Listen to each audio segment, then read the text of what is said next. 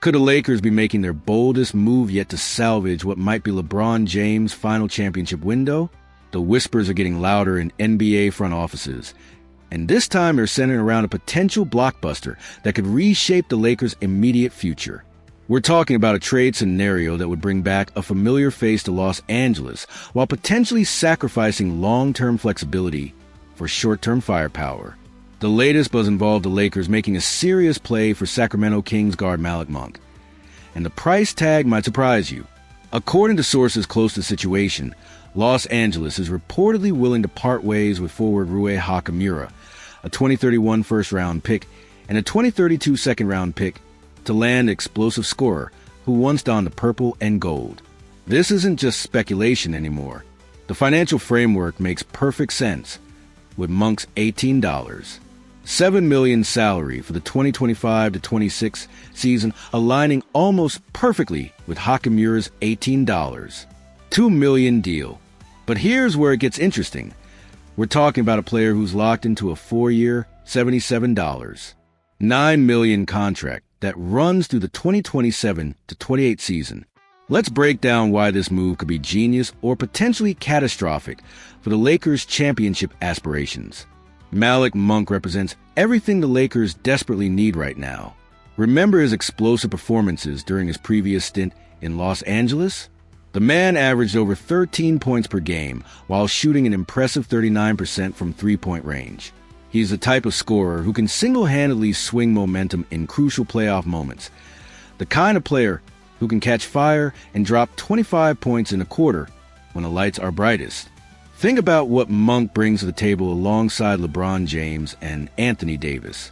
His ability to create his own shot, break down defenses off the dribble, and provide instant offense could be exactly what the Lakers need to make one final championship push. He's not just a role player. He's a legitimate game changer who can take pressure off aging superstars when they need it most. But here's where things get complicated. The Lakers' backcourt is already crowded with talent and contracts. You got Austin Reeves emerging as a legitimate contributor. Gabe Vincent still tried to find his footing after an injury-plagued season. And of course, Bronny James adding another layer of complexity to the rotation puzzle. Where exactly does Monk fit into this equation? And more importantly, does his arrival mean someone else has to go? From Sacramento's perspective, this deal makes tremendous sense.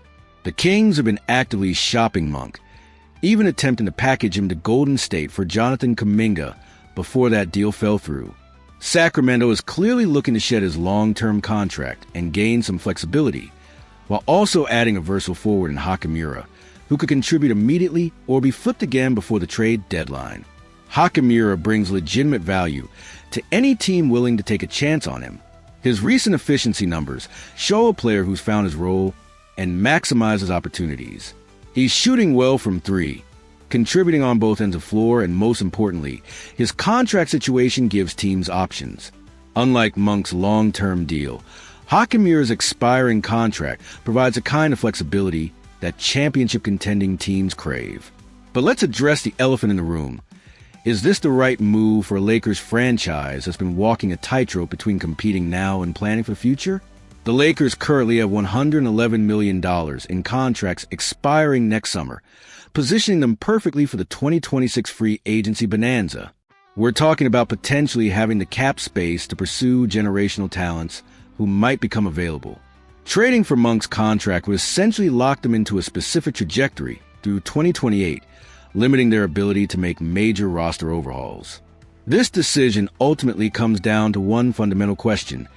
How much faith does Rob Pelinka have in this current core's ability to win a championship in the next 2 seasons? If the answer is a lot, then Monk becomes an essential piece. He's the type of scorer who could be the difference between a first-round playoff exit and a deep run. His experience, his clutch gene, and his ability to perform in pressure situations make him invaluable for a team trying to maximize LeBron's remaining prime years. However, if there's any doubt about this team's championship ceiling, then preserving that 2026 flexibility becomes paramount. The NBA landscape could look dramatically different in 18 months, with superstars potentially becoming available and the Lakers needing every dollar cap space to make competitive offers. The timing of this potential trade also raises questions about the Lakers' assessment of their current roster construction. Are they admitting that the existing pieces aren't enough to compete with teams like Denver, Phoenix, and a resurgent Oklahoma City? Or is this simply about adding the depth and scoring punch needed to survive the grueling Western Conference playoffs? What makes this situation even more intriguing is Monk's history with the Lakers organization.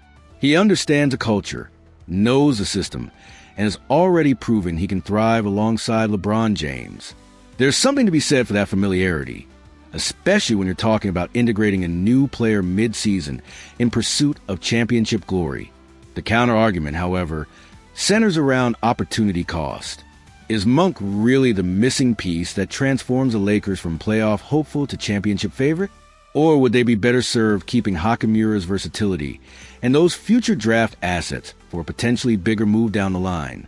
As we analyze this proposed trade, it's clear that both teams have compelling reasons to pull the trigger. Sacramento gets financial flexibility and a solid contributor in Hachimura, while Los Angeles adds proven scoring and playoff experience. The question isn't whether the trade makes sense on paper. It's whether it aligns with each franchise's championship timeline and risk tolerance. This potential move represents everything that makes the NBA trade deadline so captivating. It's not just about swapping players. It's about franchises making calculated bets on their future and deciding which path gives them the best chance at ultimate success. What do you think, Lakers fans? Is bringing back Malik Monk worth sacrificing long-term flexibility? Could this be the move that finally gets this team over the hump? Or should they stay patient and keep their options open for 2026? Drop your thoughts in the comments below and let me know if you think Rob Pelinka should pull the trigger on this blockbuster deal. And don't forget to hit that like button if you're as fascinated by these trade possibilities as I am.